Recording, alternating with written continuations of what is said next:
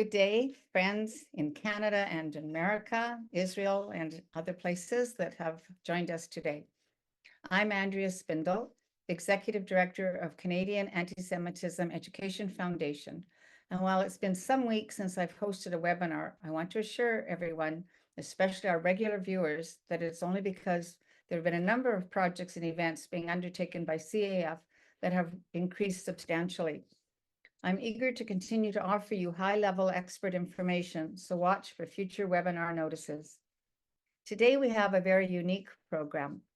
I was asked how this topic relates to our mandate, which is to combat hate and anti-Semitism, in particular that which is anti-Zionism. CAEF does this in a number of ways, which I think today's presentation really fulfills. We urge all Jews to stand proud, to stand with Israel, and to be unapologetic Zionists. You will hear from 3 women who live this mantra. You will learn about Israel and what is needed from you if you are able to volunteer. This fulfills a mitzvah and demonstrates your love of Zion. When one goes to Israel, you will learn a great deal and be fortified to defend her, to counter the lies, and we hope to, like our guests, deliver public statements that reinforce the truth about our national homeland. CAEF and our partner, the Canadian Zionist Council, are not promoting the idea that you take unnecessary risks. We are aware that both the Canadian and the US governments have published advisories about travel to Israel. Currently, Canada has posted that one should avoid all but essential travel to Israel. We suggest that you check out what your government states before you make a plan and book a date, and that you take out insurance. And if you don't get insurance locally, and that sometimes is problematic these days, you can probably get insurance from an Israeli company. CAEF and the Toronto Zionist Council and our guests decided to present this webinar and engage in a conversation about things that will help you to make a decision when you are considering whether or not to volunteer now or later to go to Israel. We hope and expect the situation will change and will improve. We know Israel will continue to need volunteers in many roles for a very long time. Israel has always engaged with international volunteers, has always supported volunteers, and found amazing and engaging ways for volunteers to both give to the country and experience learning and personal growth in return. My own engagement with Israel as a volunteer was first in 1972, when on a kibbutz for 4 months. I did everything from picking fruit to working in the laundry to cleaning tables in the dining room while studying Hebrew in an ulpan.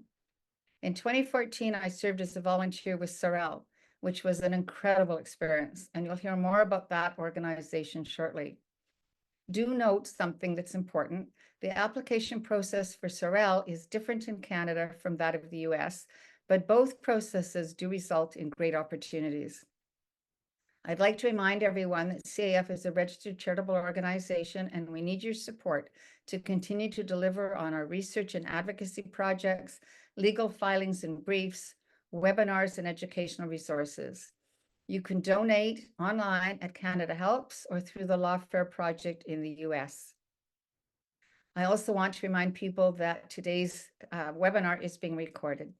It's now my great pleasure to introduce our guest panelists in the order in which they will be speaking.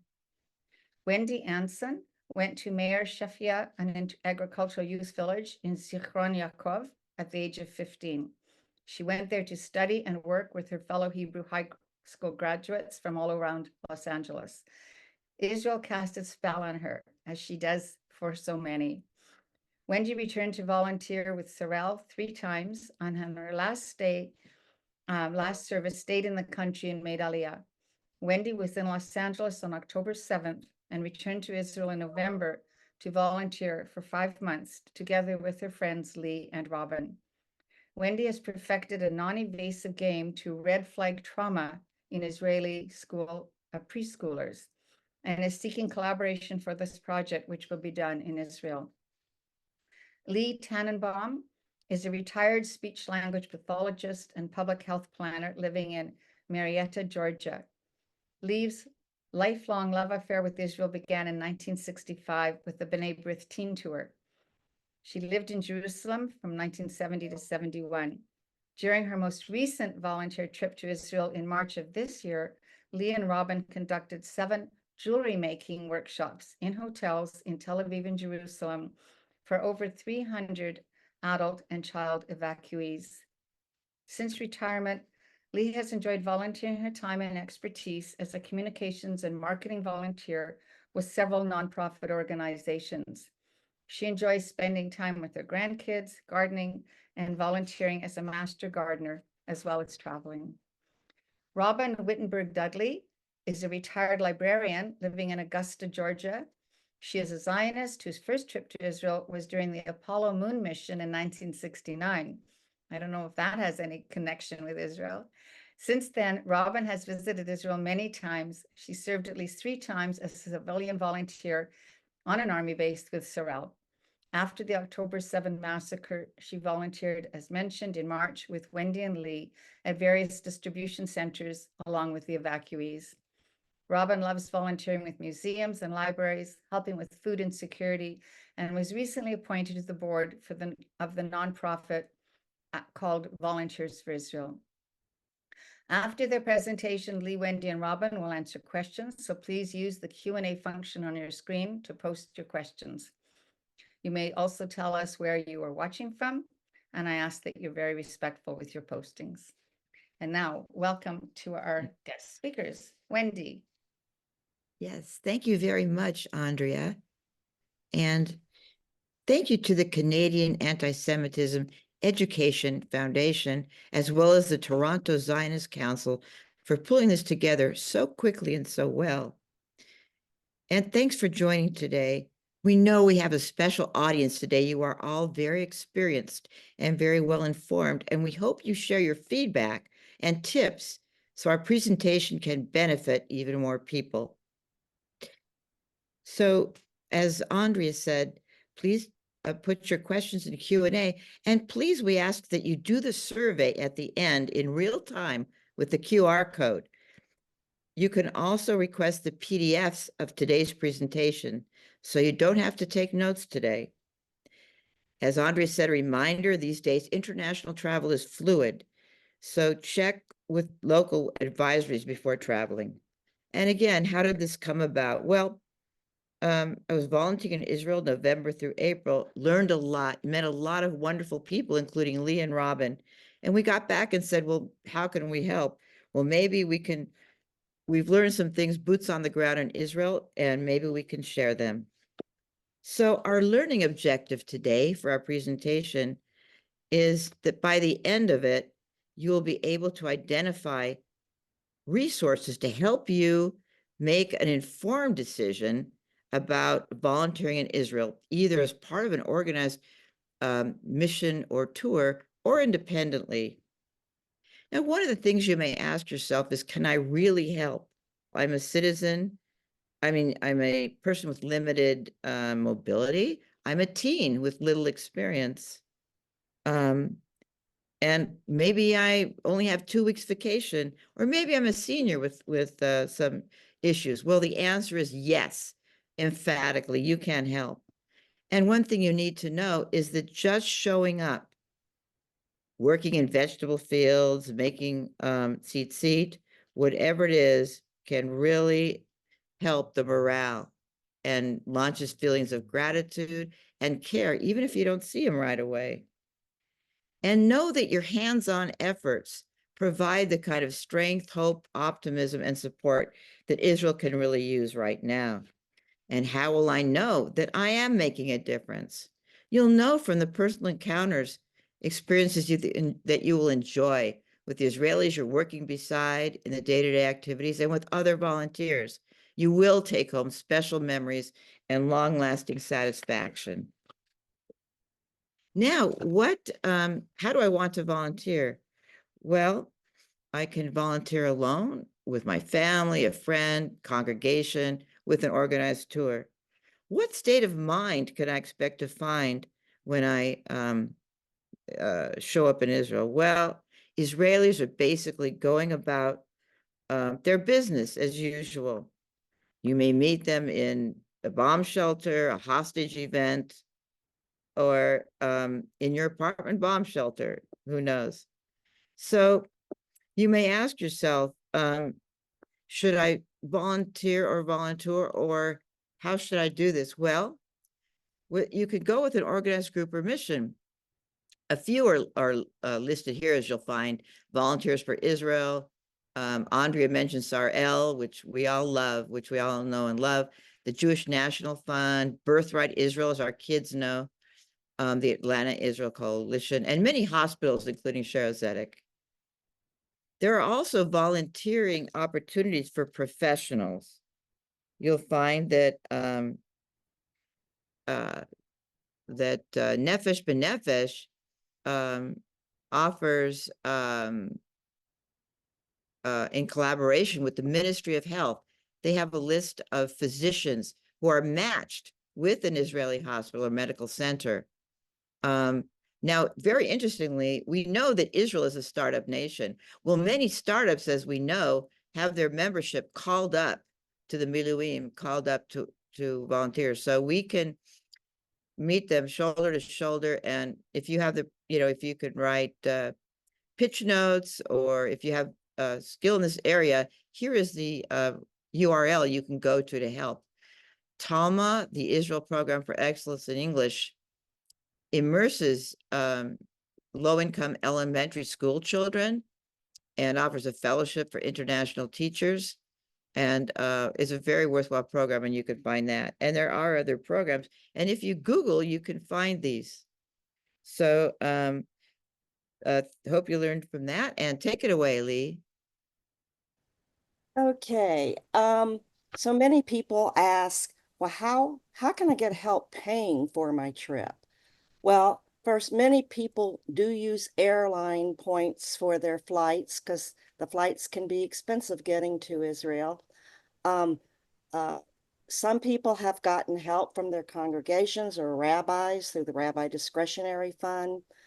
Um, but a new source of help, at least in Georgia, and I think probably throughout the United States and the world, are Jewish interest-free loan associations, or Hebrew interest-free loan associations as they're known.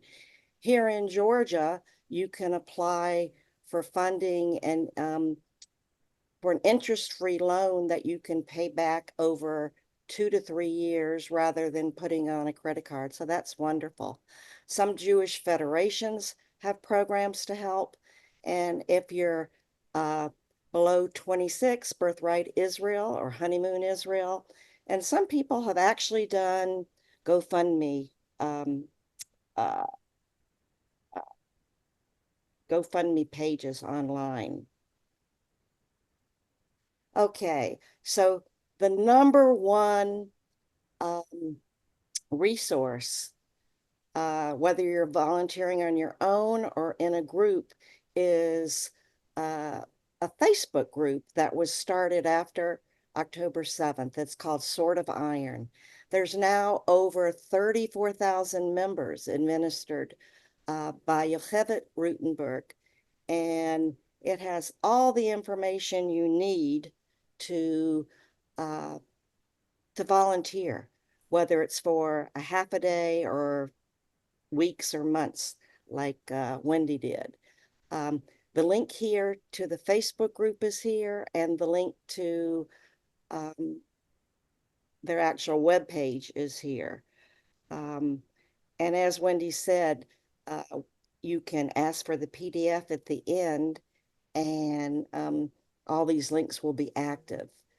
Okay, so Sword of Iron has several Google Docs, and I would click on them, except that they're very small for you to see through this. But they're Google Docs. It's an Excel file. It has opportunities in agriculture, or working with animals, or working in a kitchen, or packing food, working at soldier rest stops, preparing barbecues for soldier. There's even a list of kid-friendly volunteer jobs. Robin and I met many families with middle school and high school age kids and college age that were traveling together and volunteering. People there's need help with babysitting, helping with first response, There's just so much information there. Well, this sort of iron was started by Yocheved Rutenberg. She's a 23-year-old whose brother was a lone soldier in Israel. And I just want to take a minute for you to listen. It's a 1-minute video so she can tell you in her own words about Sword of Iron. Hi, my name is Yocheved Rutenberg. I'm originally from Baltimore, Maryland, but I was living in Dallas before I came to Israel for the war. I got the call early in the morning on the 7th in Dallas, and I just couldn't not be here. 3 days later, I booked my flight. I raised $17,000 in 5 days, brought 23 duffel bags full of supplies. I was only supposed to be here for 2 weeks. I just haven't left 5 or 6 months later. Since I've been here, my partner and I opened up a big Facebook group for volunteering. We've basically centralized all volunteering efforts here in Israel. So if you want to come volunteer, or you want to come to Israel, or you're in Israel for a wedding, for any reason, you're able to just go to our page, see all the opportunities, and pick a place. Also, what we're doing is trying to kind of change the narrative around what it's like to be in Israel at the moment, because everybody sees on the news all the scary parts of what's happening. They don't understand that in the cities, in the middle part of Israel, there's people are still living. Okay. In addition to Sword of Iron Facebook group, there's many WhatsApp groups that are helpful. Hotel Brigade, which was very helpful for Robin and I in planning our jewelry making workshops. There's a new one called Really Wanna Volunteer in Israel. Rachel Cohen has put that together. She spends hours posting every day all the opportunities. There's small cost, but it's really worthwhile. There's another WhatsApp group about overnight farming in the South. There's one on produce rescue or bagging produce, Tachlit, J17 or volunteer activities, I believe, in Jerusalem. But the main thing is once you have WhatsApp, you can search for many volunteer support groups, which are also fluid. They're changing all the time. So whether you're going alone or with a group, one of the first things you need to do is to get your flight.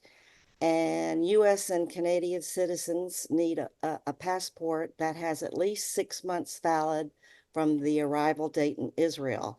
And as of August, US citizens need what's called an electronic travel authorization or a visa to enter Israel. That's new as of August.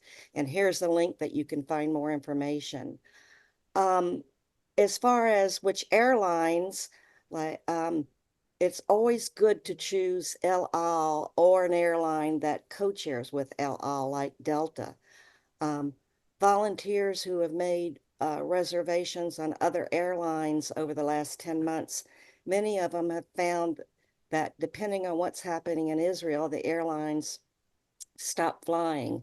And then at the last minute, they have to get a more expensive ticket. So whether you do El Al from like the United States, Canada, to Europe, direct if that's available, or fly to Europe and then get a El Al flight. As far as extra baggage fees in the beginning, volunteers like Yocheved and other took a lot of extra bags of items for soldiers. And Delta was very good about not charging all the extra baggage fees.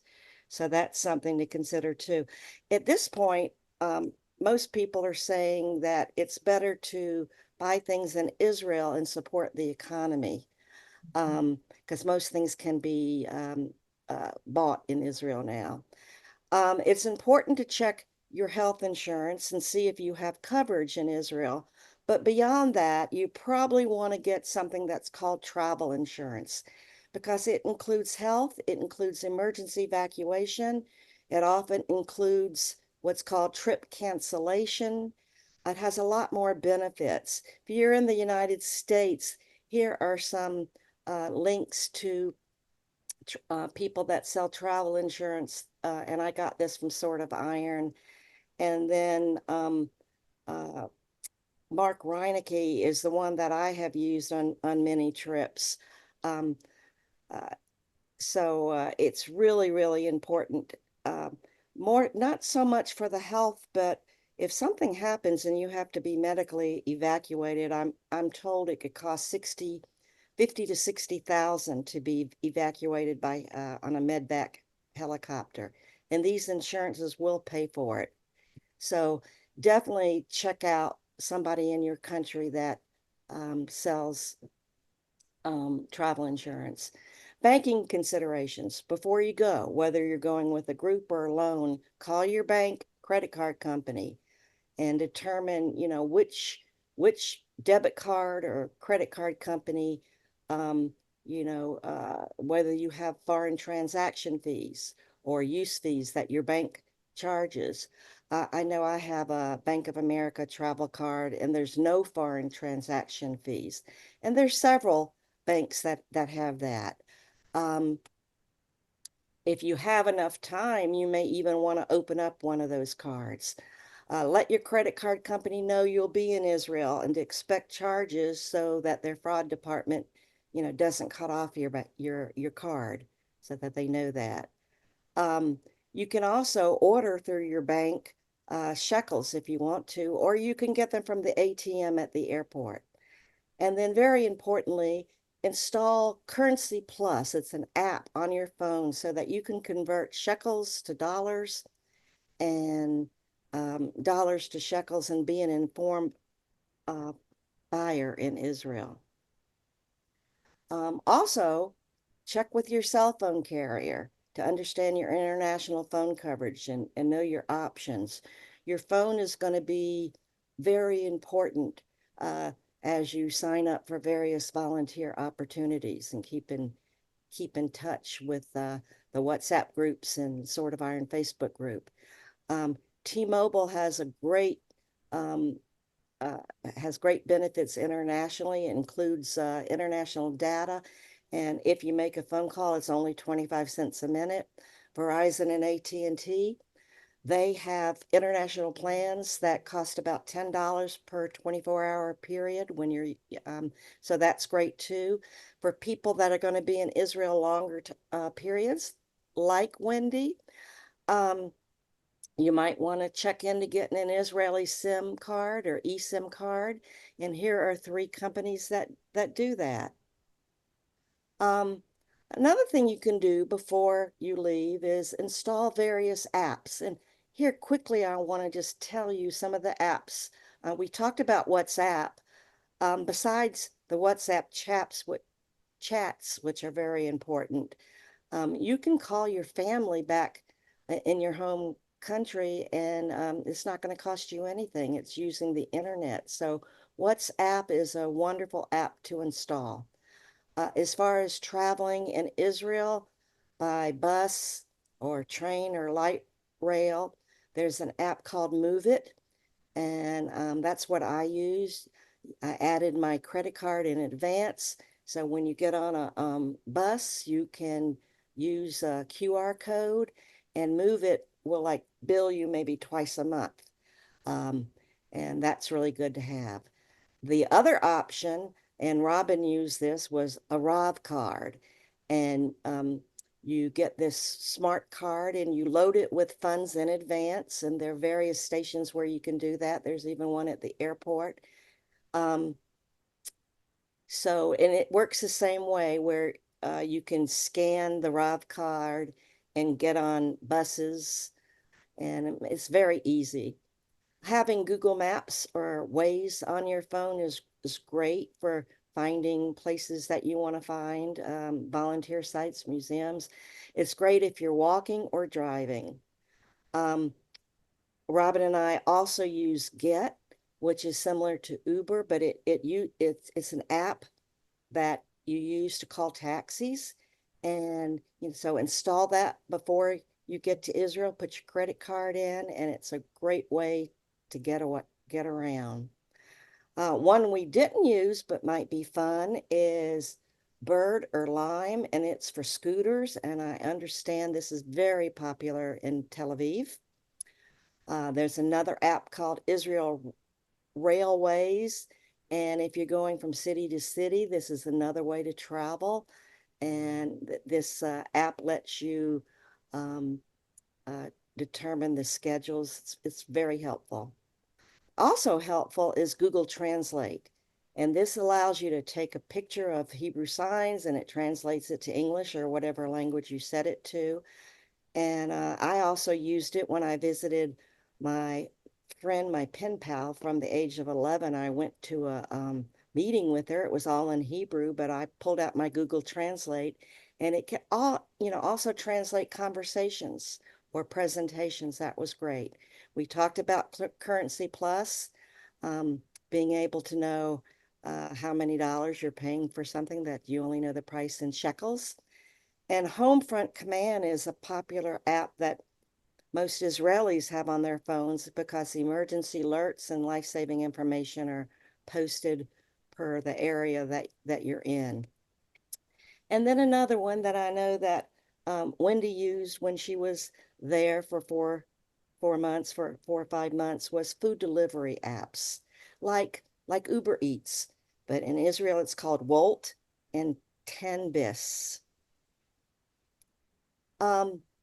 Basically, there's some more transportation tips.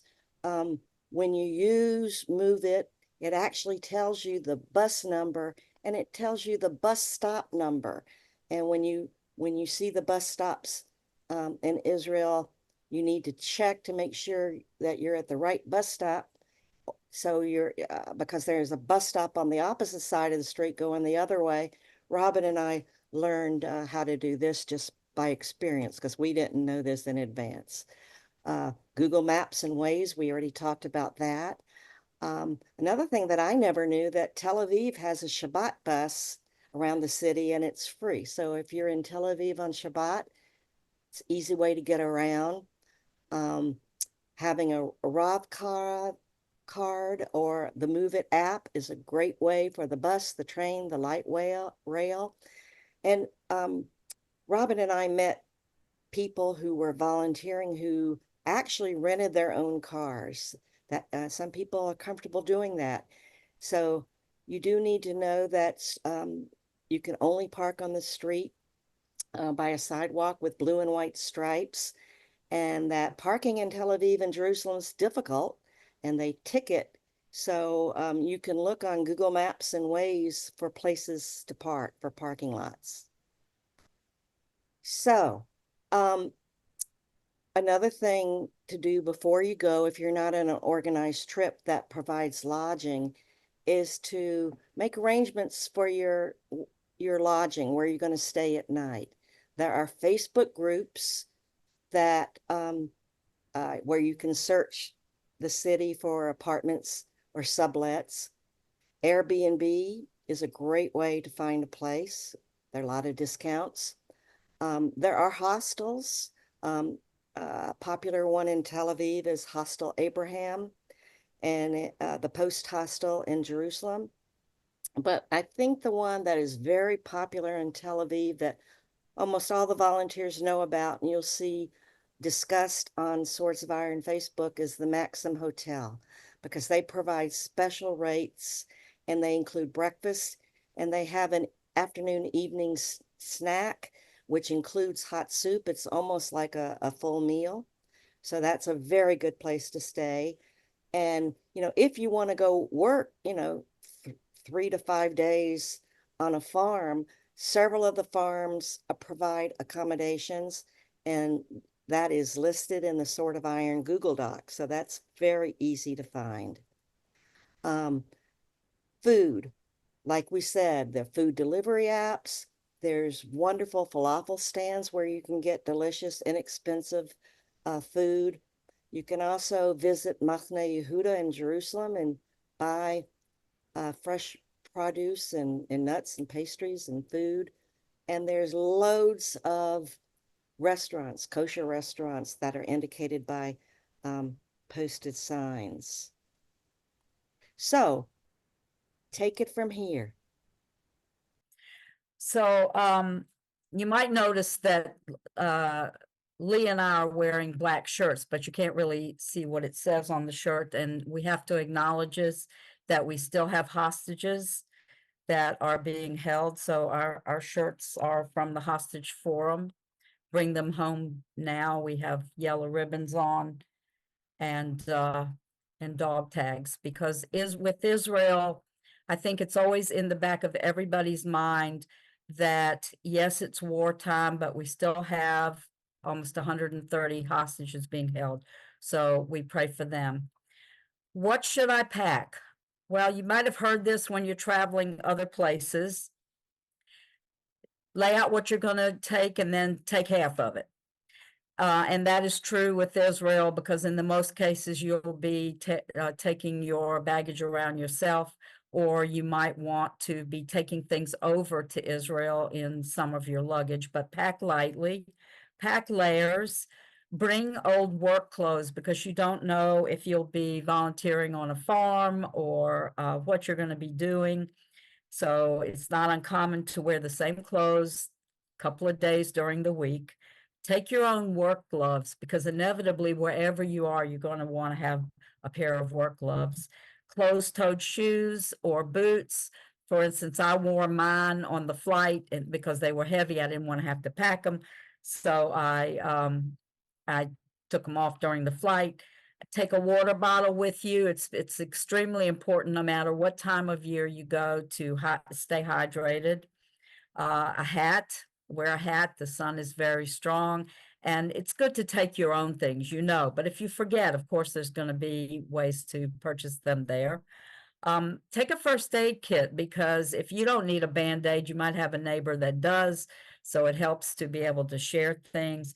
You don't really have to take your own toilet paper. Some people prefer to do that. Now, depending on if you're going with a group like Sorel on an army base, or Volunteers for Israel, where you'll be on an army base, but you'll be on a food truck, you take your own if you want it. A nail brush, hand cream. You will get very dry there, your skin dry, and a plug adapter for Israel, because it does use different adapters. And your phone battery pack. We become so dependent on our devices, not only for communicating, but for taking photos or making notes, that if your battery's dead, of course, that's not good. So take your own battery pack that you can recharge when you can. And as far as what kind of volunteering opportunities are available, it just runs the gamut. And this is why Lee was telling you about these wonderful Facebook groups, WhatsApp groups, because it's the best way to stay up to date with what's needed at any given time. But you might sort fruit, and we'll hear just a minute from a group, because the farmers have been called away into the Army. Help host barbecues for the IDF. It's extremely important to keep everybody's morale up, the volunteers' morale, the soldiers' morale, of course, the families of the soldiers that are away. And what's become very meaningful these days is tying tzitzit, because whether someone is religious and need to have them on their T-shirts or whatever, even those that are secular are now tying tzitzit. So there's plenty of opportunity for that, to pack toiletries, to visit wounded soldiers, help with craft workshops. And you can either do this on your own, or you can do it with an organized group. Every day we see on the WhatsApp pages opportunities to sit Shiva for the fallen soldiers, attend funerals of the soldiers. There are many lone soldiers in Israel right now, and they don't have family, so you can respect them. Watch the children for the families. Go to a Levadniks. That's a term that's been coined for lone volunteer social group. Visit the hospitals, not only for the soldiers, but for seniors and children as well. And of course, there's senior living facilities where you can volunteer. And now we're going to hear from a group.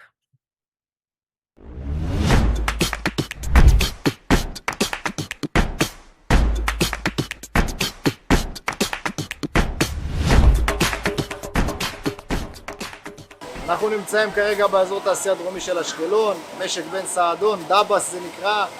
אנחנו אישית מתמקצעים בעיקר בגידול חסה. בדרך כלל נמצאים פה עובדים זרים, היו לנו עובדים מתאילנד שעבדו איתנו פה, ובעקבות המלחמה ומה שקרה והמצב, הם עזבו את המדינה, חזרו לארצות שלהם, וכיום אנחנו נעזרים פה בעם ישראל היקר, המון מתנדבים שבאים להציל אותנו, ממש זה הצלה, העניין הזה של הידיים העובדות, כי אין מי שיעבוד, אז המון מתנדבים מגיעים לפה. יש לנו את עמותת חיבורים בחקלאות שעוזרת לנו לגייס ולרכז את המתנדבים, וממש מסייעים לנו בכל הנושא הזה. כמו שאתם יכולים לראות, יש פה המון אנשים שבאו היום לעבוד, כתפנו בבוקר, היום עכשיו אנחנו כרגע נמצאים באריזה, אורזים את התוצרת.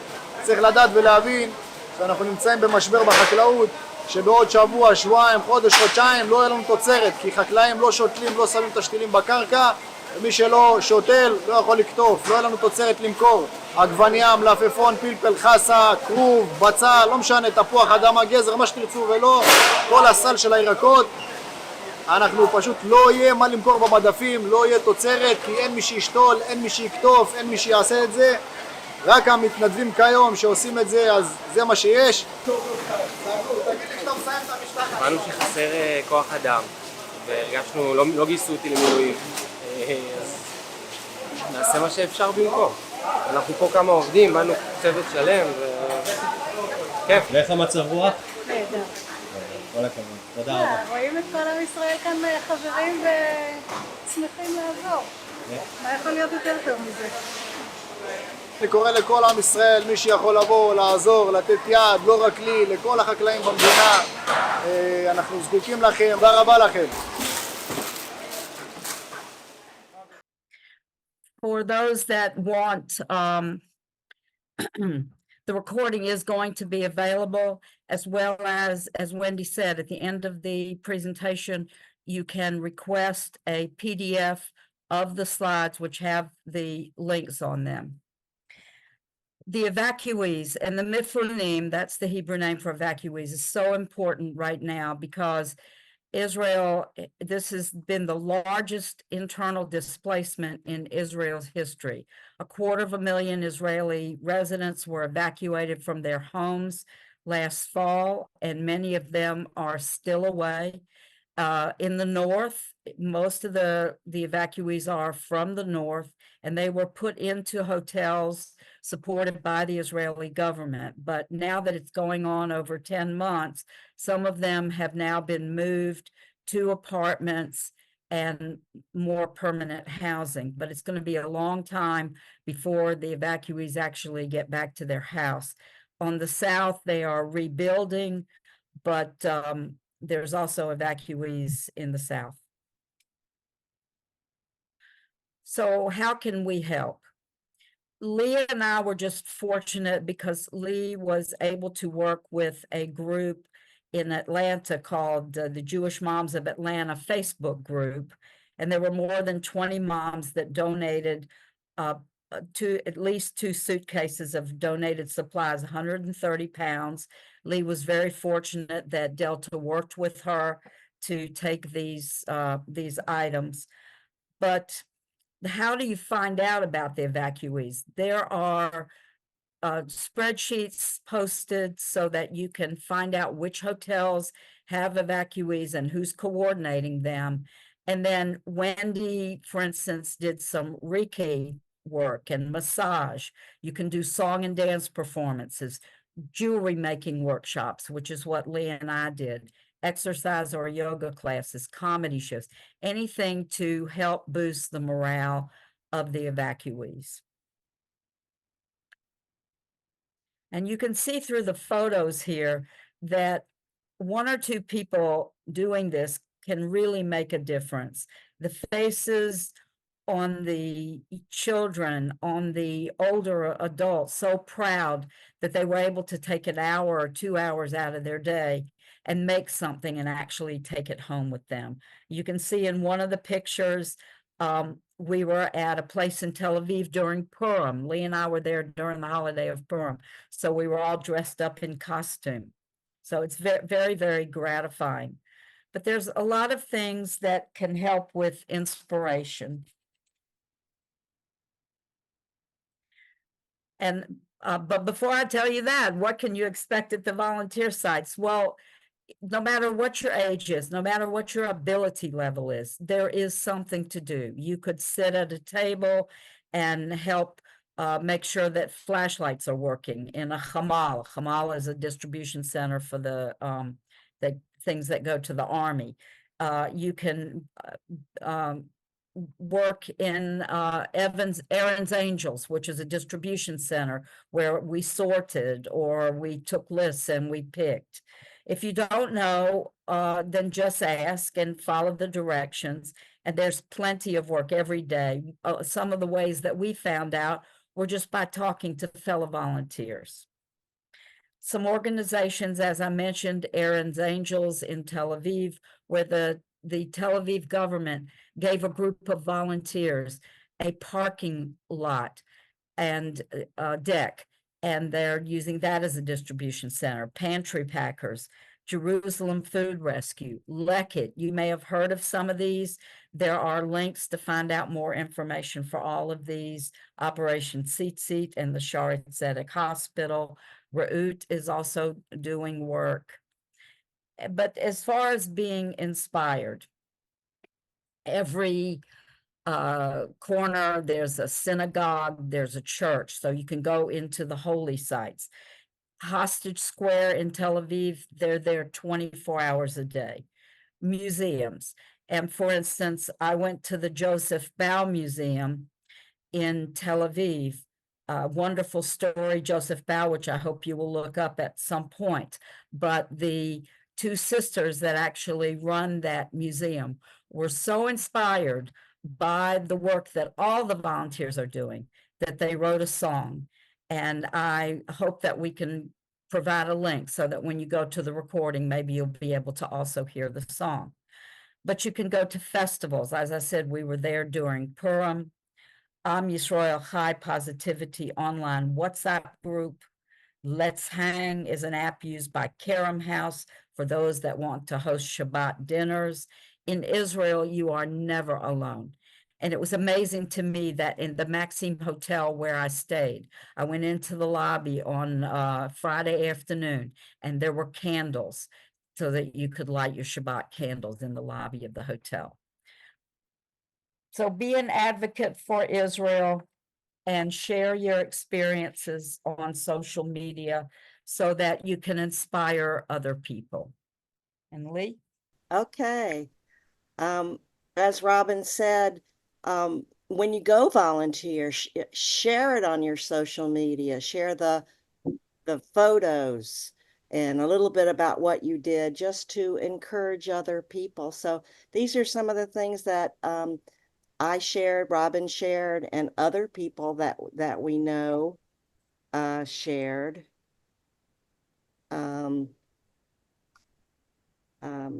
Everybody just got so much out of volunteering. But perhaps this is not, you can't travel right now to Israel, but there are other ways to help. And here are some ideas. You can donate to reputable organizations. And on the next slide, there's going to be a link to 26 charities that are active in 2024. There, you can support hospitals, whether it's Barzilai, Hadassah, Soroka. There's also a National Israel Emergency Fund that you can contribute to. Another way to support Israel from your home country is to purchase Israeli products and support Israel businesses. And here are two links where you can buy Israeli products. There are some opportunities to volunteer remotely. Google is your best friend in trying to help you plan what you're going to do. So Google and you'll find something. Educate yourself and raise awareness. Use your networks, both social media and person to person, to raise awareness about issues facing Israel and advocate for peace. Advocate politically. Join solidarity rallies. They're all over the world supporting Israel, combating anti-Semitism. There's even some cultural exchanges going on of teenagers and young adults who Israelis coming to your country. So you can support those exchange programs for students, artists, or professionals. You can support community centers in Israel. Most importantly, reach out, connect with your Israeli friends and your Jewish friends in your home country to offer support during this really stressful time. And if you're religious or spiritual, pray for peace, stability, and prosperity. And all these small things can make a huge difference.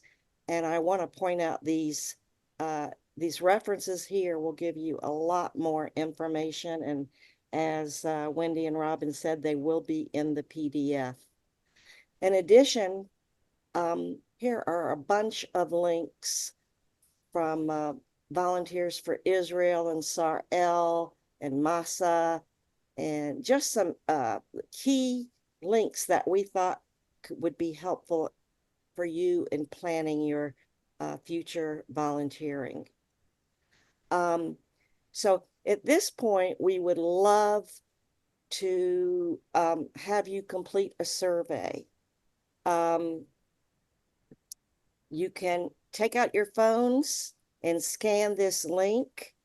And I think I will try to put it in the chat too. Let's see. Let's see if I can do this.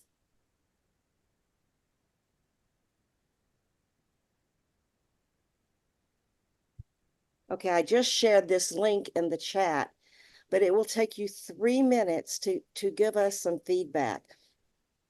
This is the first time that we've done this webinar, and we'd like to know if we've left things out, if there's things we shouldn't cover, or what you think, how we can improve this.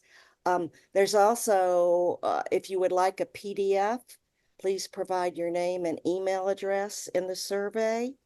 So hopefully everybody has clicked or taken their phone out and are doing that right now. Here's the contact information for the 3 of us. And while I would love to thank everybody from all over the world, all the volunteers of all faiths who have volunteered over the past 10 months, I want to see if I can share this Facebook link. In honor of 34,000 volunteers in our community, I'm going to let the volunteers say a word to you. Thank you to all the volunteers who came to Israel to help and to unite all of Am Yisrael. If you don't do it, who will? It's the greatest experience we can do these days. You have to come. Come join the best community on earth. You don't have to be young like everybody else to come here. Over 60, you guys got to come and volunteer. Even over 64, you have to come and volunteer. It could be a few days, it could be a few weeks, and it's probably even longer than that. It's going to be so meaningful. You have to come. Thank you so much, everybody who came, who stopped their lives and came to help the communities that need help here and work done. Questions were sent to me in advance, and a few are online. And I want to start with a special greeting to someone, because some of you will be surprised. But a friend has sent a message. It's Tata Wilberforce Angel, who is from Ghana, a Jewish man from the community of Sefuiwaso that I am familiar with. And I'm just delighted that he's checked in with us. And his question is, how can he volunteer? If there are no Jewish or Israeli volunteer services that are resident in Ghana, what's the best way for him or others in his situation to volunteer? Should they go to the embassy, or should they just reach out through a WhatsApp group? I'll begin with that one if it's okay. The very first thing I would recommend he do is go to Facebook and search Sword of Iron, join the Facebook group. Basically, if there's no missions or set tours going from Ghana, he can do something on his own. Yeah. So the main thing he needs to do is get his flight, get his lodging, reach out and get travel insurance. Those 3 things set up the apps on his phone, and not worry what he's going to be doing every day. If he's going for 10 days and he has the apps on his phone, and he's going to stay at the Maxim Hotel in Tel Aviv, he can, even 2 days beforehand, go online and find things to do. And he'll have the Move It app. He can get on a bus and go over to Aaron's Angel and spend a day or half a day helping in the warehouse. Wherever you are in the world, you can do that. Now, he may feel more comfortable going on an organized tour. If he does, he can go to those links like SAR-L and Jewish National Fund, because I think these missions accept people from all over the world, don't they? I think they do, Yeah. yeah. Yes, Even and if they another- don't have an office locally, I think that they just have to put a screening process in place, but I believe they take people. Certainly, I know from all over Europe and Latin America. Right, right. Yeah, that's right. I mean, he can either contact Sorel directly if he knows he wants to go on an army base, but Volunteers for Israel is actually worldwide, even though the URL is vfi-usa.org. We have people from all over the world who buy their ticket, get to Israel, and then from then on, VFI will walk them through. So lots of options. He has Well, to if you apply wanna in be- advance for that. I want to follow up with one other Well, Wendy individual had, who Wendy, contacted did you- me in advance, and Leah's aware of this, and maybe his question has already been answered, but we had a contact from Brazil, from a gentleman who has a PhD in mathematics, and he said he'd like to volunteer in Israel to specifically teach or tutor students of a certain age. So if he was to arrive in Israel, would he get matched for something specific to like that, or should he be setting that up before he goes? I think you should set it up before he goes. we've had an organization that does that. He's Lee, in Brazil, But- so but we I understand, but Okay. But we go actually, through that. what I recommended to you was that he join Sword of Iron. And I believe I saw his post last night. He posted, and within less than an hour, he had 2 responses of private schools in Israel where to check out. Definitely, if you've got those kind of skills, set it up in advance, because you need to find out, first of all, can you go for 2 weeks, a month, 3 months? And do they provide lodging, or do you need to get your own? So then you would do our Airbnb, or you would have to find that. But he was able to, actually, it was, by now probably more people have responded to him. But even if you're in your home country, there's 34,000, approaching 35,000 people on Sword of Iron. And many of them have been in Israel and now they're back home. So go ahead and join and ask those questions, and you can set it Great. up. Yeah. Great. Well, Yeah. I'm delighted to hear that he got a response so quickly, and I was thrilled that he got in touch when he saw this webinar was being advertised. So a Good. couple of other questions. Maybe I'll throw this to Wendy. Rob. I need to direct a few questions around. One is, what are the obstacles, if any, that you experience? Something that might have been problematic people could encounter. Wendy? Anybody?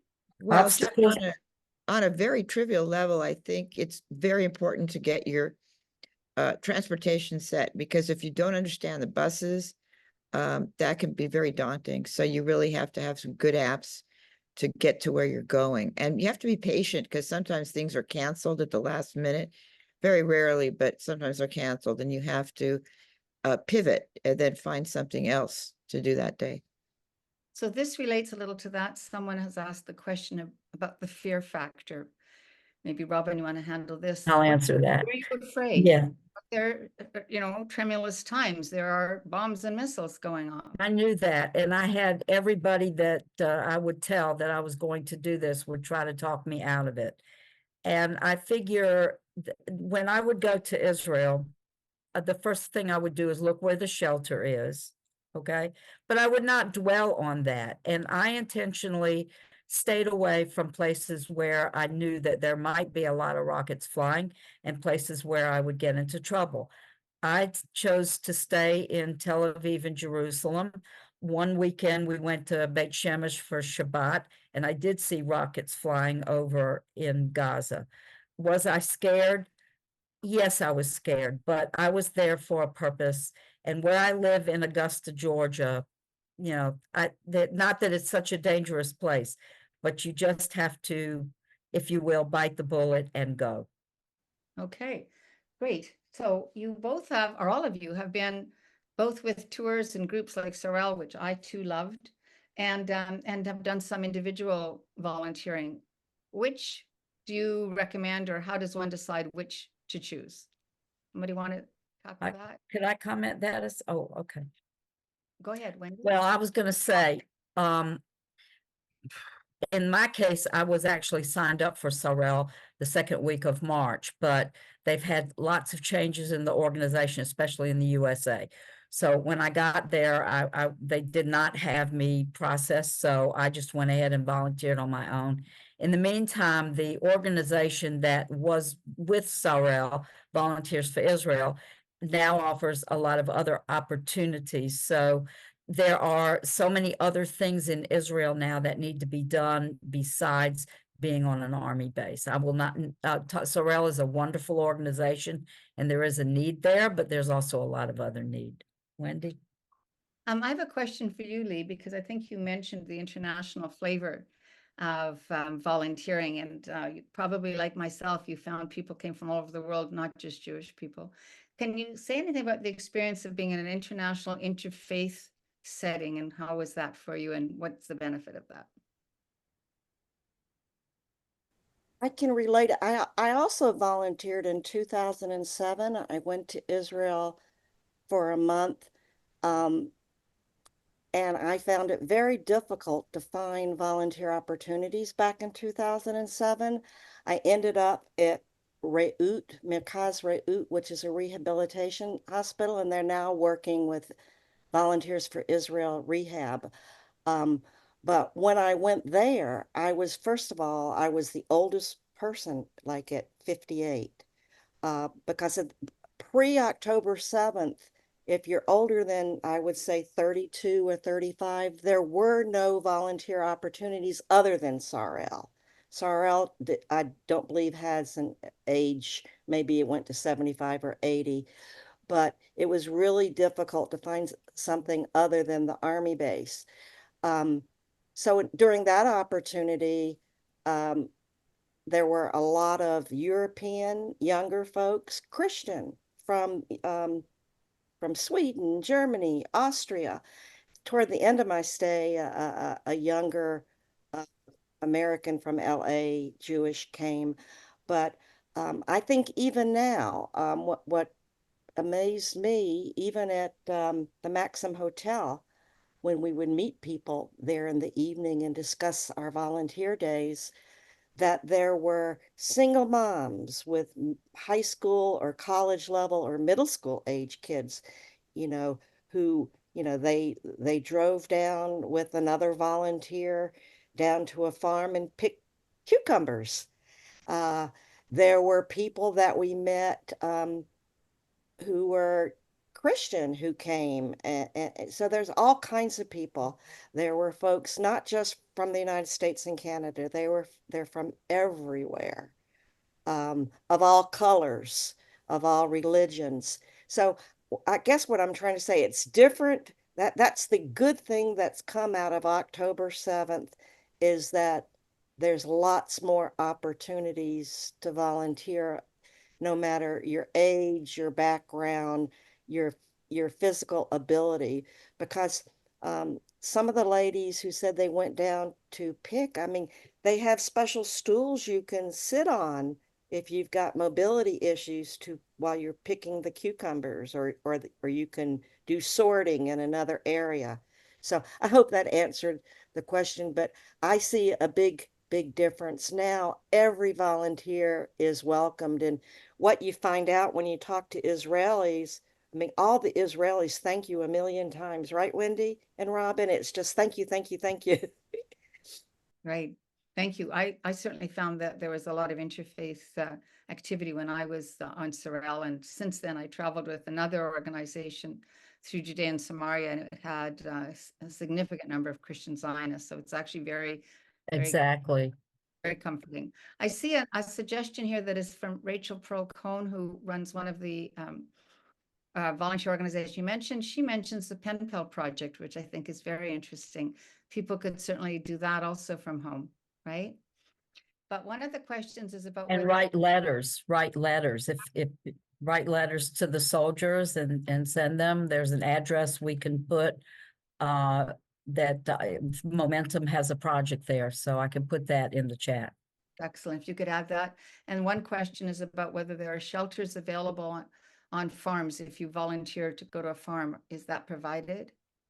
Some of the farms have Yeah. lodging and Shelters, you talking, oh, bomb shelters? yeah.